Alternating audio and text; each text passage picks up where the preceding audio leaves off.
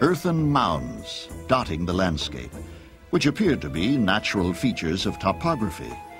But what others had assumed to be creations of nature, Petrie recognized as the ancient debris of man.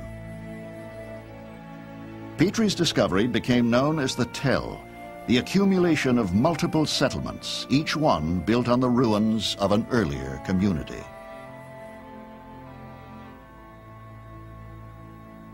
He understood, as many did not before him, that these mounds, these tells, these buried cities in Palestine had been formed layer after layer, one above the other.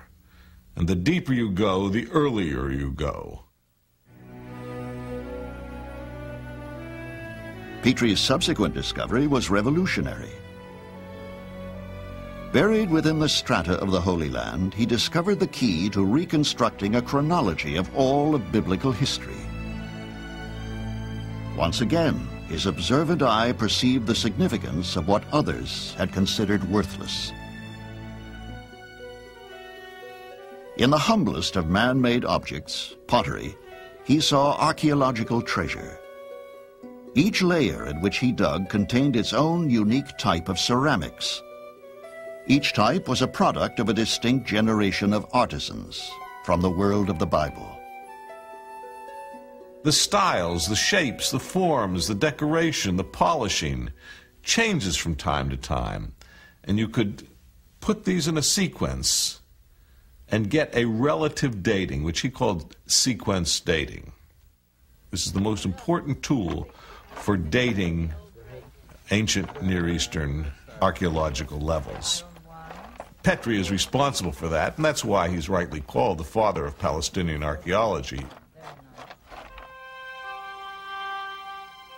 In 1943, Sir Flinders Petrie died at the age of 91, after making unusual arrangements for his rare genius to transcend the grave.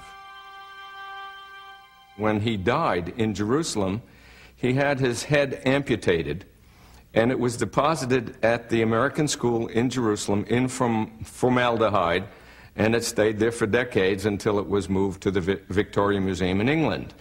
And I think this says it all. Sir Flinders believed that he was so brilliant and so smart that he wanted his brain and all that was in it left to posterity. Sir Flinders Petrie had opened the doors of enlightenment for a new generation of archaeologists. But it would be left to yet another genius, with an intellect as towering as Petrie's, to lead the way. His name was William Foxwell Albright. W.F. Albright is certainly the pivotal figure in 20th century biblical archaeology. What Sir Flinders Petrie and others had done before him, he really refined in a significant way. And so he was the master historian, the master who could put it all together. He was almost like a computer. You'd put in a new fact, and everything would jiggle and reassemble to have a new synthesis. In 1919, Albright began concentrating his genius at digs throughout the Holy Land. He came equipped with an encyclopedic knowledge of the Bible and a fluent mastery of the languages of the ancient Near East.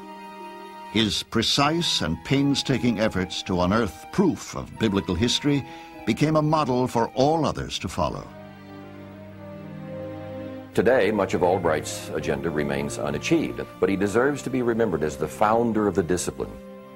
He believed that archaeology and the Bible belonged together, that you could not separate them, that either discipline would suffer if pursued in isolation. And that was his fundamental concern from the beginning of his career to the very end.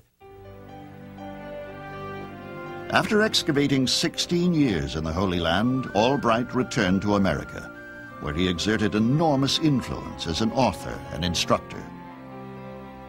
As a teacher, he was without peer.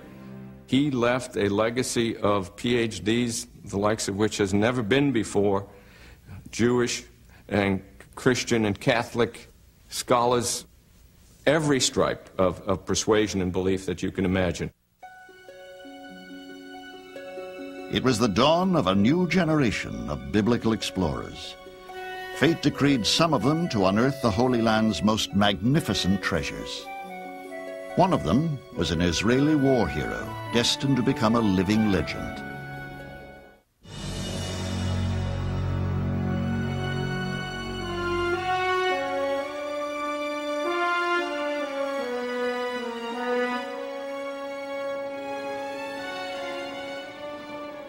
When Israel rose again as a modern state in 1948, one driven patriot emerged as its most outstanding archaeologist. His name was Yigael Yadin. But Yadin was more than an archaeologist. He was one of Israel's most brilliant military commanders. As the army's chief of staff, he helped Israel win its independence. And in 1967, he was instrumental in Israel's lightning victories during the Six-Day War. But it was Yadin's phenomenal success as a biblical archaeologist that secured his place as a national hero. He was a giant in every way. I had the privilege of working for him in the field, studying with him in the classroom at the Hebrew University in Jerusalem, and he was inspirational as a teacher, but a bit fearsome, awesome in the field as a mentor because of the militaristic way he ran his digs. In 1955, Yigael Yadin advanced with his army of excavators to the ruins of the ancient city of Hatzor. Here, more than 3,000 years ago, another army, led by a warrior named Joshua, is said to have won a crucial victory.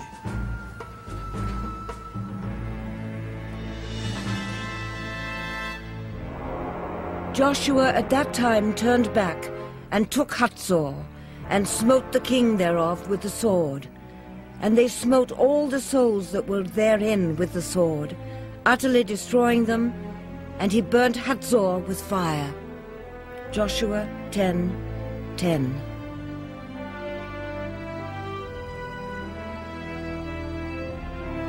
Hatzor, the Bible tells us, is destroyed by Joshua and the invading Israelites as part of a sweeping military conquest of Canaan, commanded by God. When Hatzor, Canaan's last stronghold, falls, the promised land at last is theirs. In the city's ruins, Yadin's excavators found telltale layers of ash. A devastating fire, Yadin concluded, had indeed consumed Hatzor. When he found that the great lower city had been destroyed sometime before 1200 BCE, he decided that that was the work of Joshua and the invading Israelite armies, exactly as the story has it in the book of Joshua. Yadin acknowledged, however, that evidence at other sites, such as Jericho, contradicted the biblical account. Today, Joshua's story of a sweeping conquest of Canaan remains a mystery.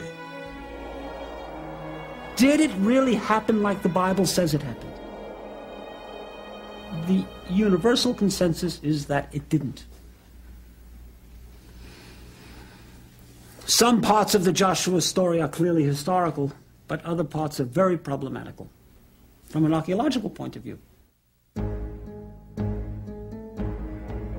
Yadin's passion for archaeology never waned in the face of such perplexity. Hatzor, he felt certain, held the key to one additional and vexing mystery. Solomon used forced labor to build a temple and a palace, and to rebuild the city of Hatzor. 1 Kings 9:15. 300 years after Joshua destroys Hatzor, the Bible tells us, Israel's legendary leader Solomon rebuilds it as a military fortress. Yadin suspected that beneath this rubble was a wealth of literary material compiled during Solomon's reign. Professor Yadin believed that he would find the royal archives of King Solomon in the great city of Hatzor. He, alas, died before he had a chance to look for them. His students are now continuing the search.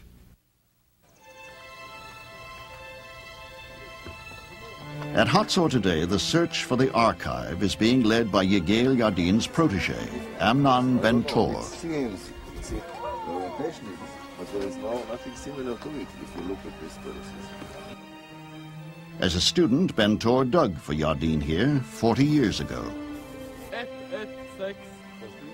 Now he has returned to carry on his mentor's mission. What he has unearthed thus far is promising. We found two documents. One of them is a letter to the king of Hatzor.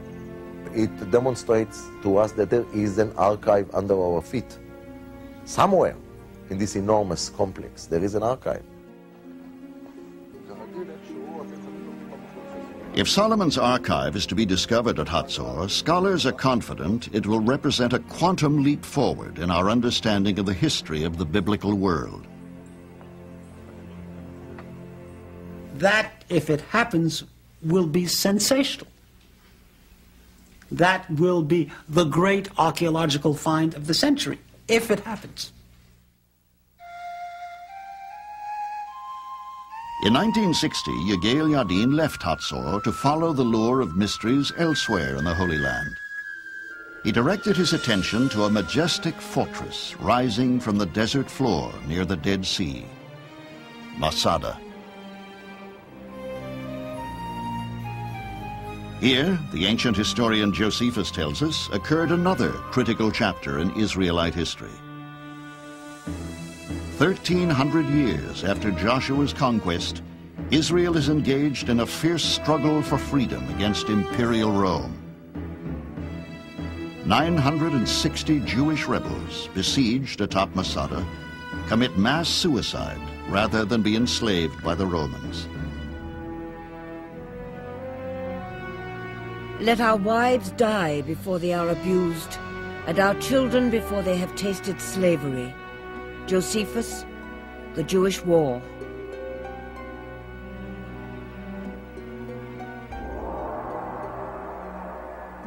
After 2 years of painstaking work, Yadin discovered both support and contradiction of the Josephus account. He was elated to find 11 pottery fragments etched with names. These coincided with Josephus' description of how the rebels drew lots to determine their fate. With these bits of clay, perhaps, the rebels decided who was to take the lives of their fellow patriots.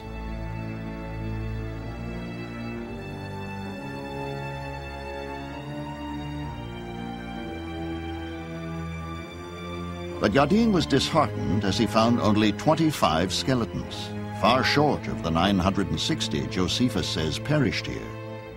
Unanswered questions and mysteries still persist. Masada is a fabulous site. It was well excavated. It is now being published in the final reports. And the results will be interesting to scholars in many fields.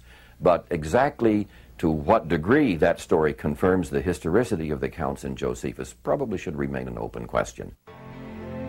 At Masada, Yadin launched a bold new approach to archaeology. For the first time, masses of volunteers aided in a major excavation. 2 of these eager recruits were a young newlywed couple, Eric and Carol Meyers. Caught up in Yadin's vision of Masada, they decided to spend their honeymoon in a romantic quest for their biblical roots.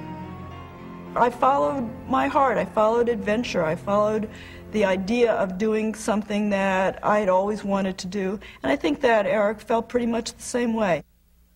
It was an adventure that we'll never forget.